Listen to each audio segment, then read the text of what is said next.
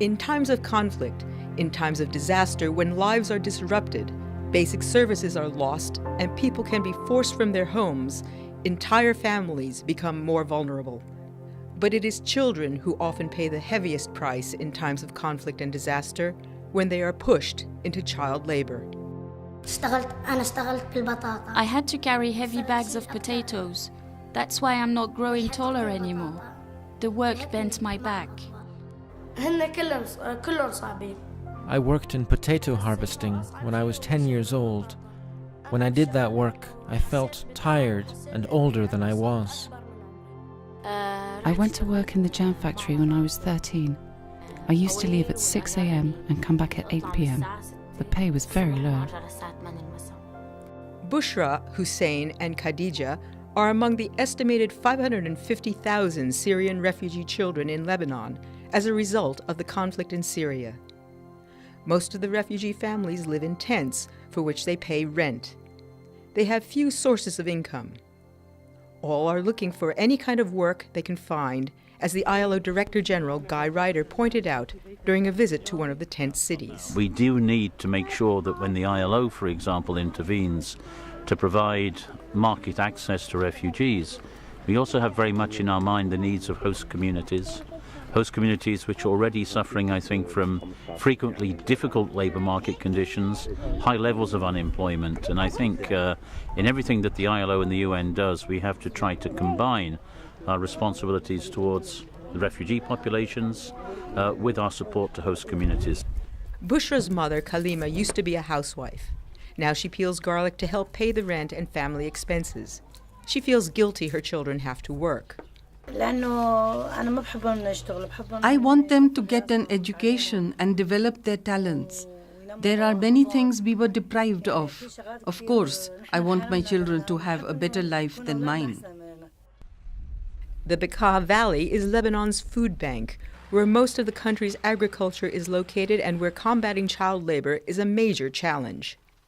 In refugee communities, many children are being pushed into child labor.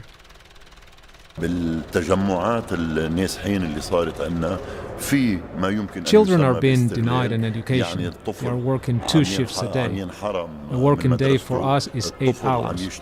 Some middlemen employ children 2 shifts in a row.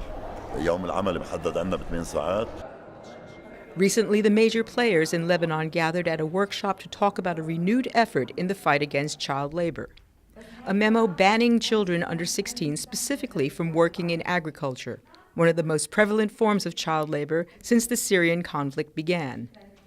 Forged with the help of the ILO Regional Office of the Arab States, the Ministry of Labor, health specialists, law enforcement, and the National Farmers Union, the new memo and the existing Decree 8987 prohibiting hazardous work for anyone under 18 is in line with the ILO child labor conventions. This law is considered the strongest in Lebanese legislation in terms of direct intervention to help children and their parents and to stop those exploiting children in this area. This is a joint achievement, first for the Lebanese government, represented by the Ministry of Labor and General Security, second for the ILO, which initiated it, and for the Union of Farmers, who are also on board. General Security, the responsible law enforcement agency, now has a powerful new tool to combat child labor.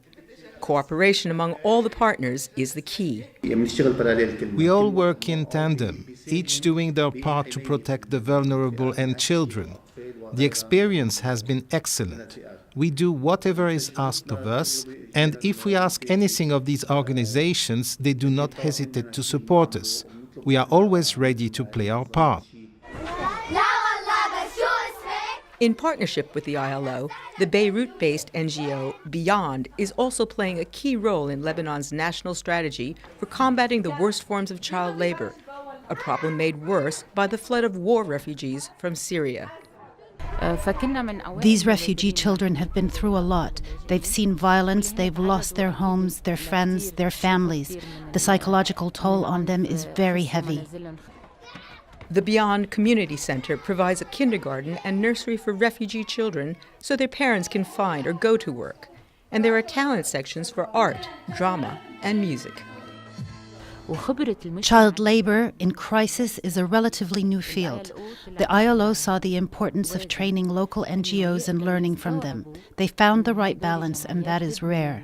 The key is really to develop very quick response mechanisms and to connect the humanitarian actors with those who have a competence on labor markets, inspection and work, because ultimately people need to go back to work to sustain themselves. And work, as we know, is also a very big foundation for sustainable peace. It's been less than a year since Hurricane Matthew devastated southern regions of Haiti. Thousands of people were left homeless. More than 500 died.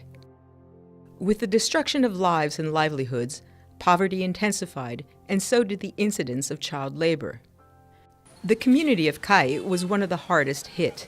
After the hurricane, I lost my uniform, my shoes, and all my possessions. My home was destroyed. We had to go and live with other people. I didn't go to school for a long time. As a direct result of Matthew, many of the community's children are working to help support their families. Some are sent away to work in domestic child labor. Others work long hours in agriculture. The hurricane destroyed most of the fields and crops. Few of them go to school. This type of disaster disrupts children's normal activities. They have to find something else to do, which often results in children working when they are very young. At a special school created for families who can't afford to send their children to school, children use the ILO's SCREAM program to create pictures of what life was like before the hurricane and how life has changed afterwards. The experience is transformative. This drawing shows where I used to live happily with my family. When Matthew hit, it destroyed our house. An aunt whose house was not destroyed came to get me, but she refused to pay for my schooling. I was left to fend for myself. A vocational training program targeted at young teenagers whose family farms were destroyed by Matthew is helping change their lives. I would like to be an agronomist. I can continue to learn based on what I have been taught here. I am learning something new. I would like to set an example for people in my region. More than 400 Haitian children at risk for child labor are benefiting from the vocational training program. Bushra has now lived as a refugee in Lebanon for 4 years, but she's looking to the future. At the Beyond Community Center, she is singing, playing music, and has big dreams. I want to become a doctor, to finish my education, to continue with music, and to go back to my country. Child labor is everyone's responsibility. The responsibility of the international community, the local community, the parents themselves.